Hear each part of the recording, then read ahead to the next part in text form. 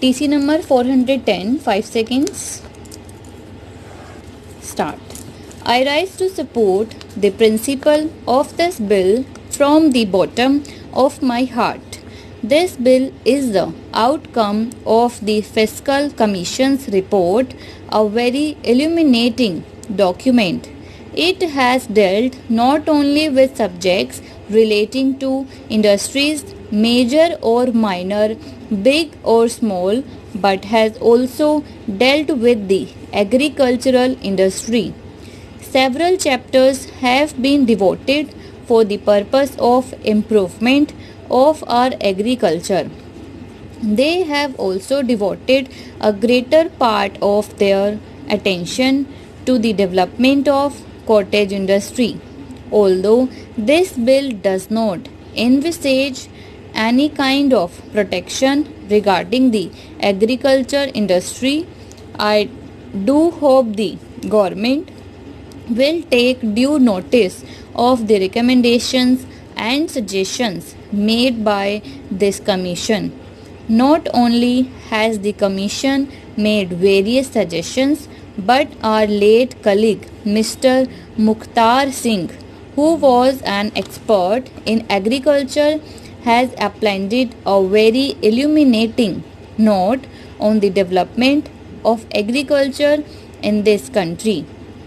I have had the pleasure of coming into close contact with Mr. Mukhtar Singh in the Oil Seeds Committee, and I can say that he had a very wide experience of agriculture. Not only had he experience, but he had original ideas also. Although I was the chairman and he was only a member of this commission, he was a great guide to me. I do expect that the government will consider this report, particularly this aspect of the question regarding our food problem, which is really agitating the country to such an extent. We are lacking immensely as far as agricultural statistics are concerned. In America and Russia, I might say that every inch of land, either cultivated or not cultivated, fallow land or wasteland, has a complete record, and they know how agricultural land could be developed or made use of. While we are lacking immensely in this respect, this report furnishes a great deal of information. Therefore, although this does not come within the jurisdiction of the Ministry of Commerce and Industry, I hope that government will bear this in mind as to what they intend doing as regards the recommendations of this commission as far as the agriculture aspect is concerned.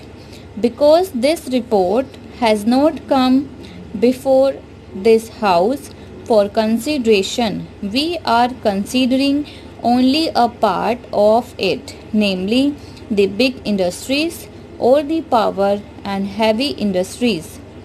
The point which I stated with regard to the cottage industry is an important factor. Now I come to heavy industries, which are confronted with foreign competition. There is certainly a great importance in this bill as against the provisions of the previous tariff board. I congratulate the government for bringing in the present proposal. Every time when these protection bills come before us, government merely gives them protection for a number of years, but information is not given to us as to whether the industries have been asked to improve the quality or to cut down their operational charges so that they can meet competition with foreign countries. All along, these complaints were there, and the Fiscal Commission has dealt with all these exhaustively. I am glad that some of the recommendations have been embodied in this bill. I do hope that in future, when protection has to be given to any industry, the points that I have made out will be borne in mind. For example, to what extent the raw material, which is generally a handicap for the purpose of expansion of an industry, will be available to them. At present, we have got several industries with very large capacity. In certain respects, we can cope with the Indian production in the country, but for want of the raw material, they cannot produce that quantity which India requires.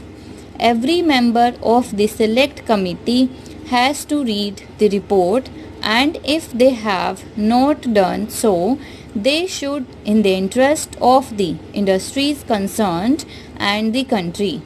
All this discussion here is to enable the members of the select committee to know what are the points to be considered and the objects to be aimed at, and so on.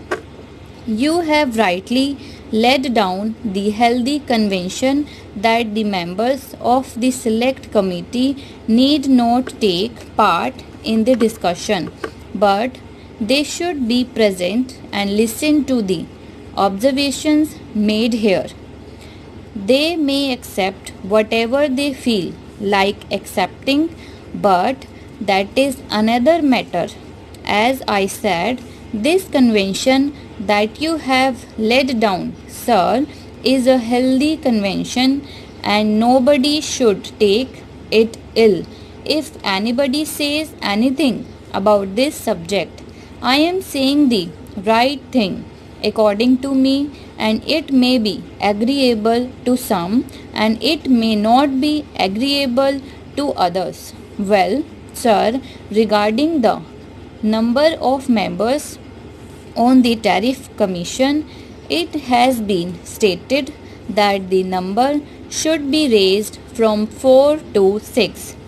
Anyway, power has been felt with the government to increase the number by 2 if and when the necessity for that is felt.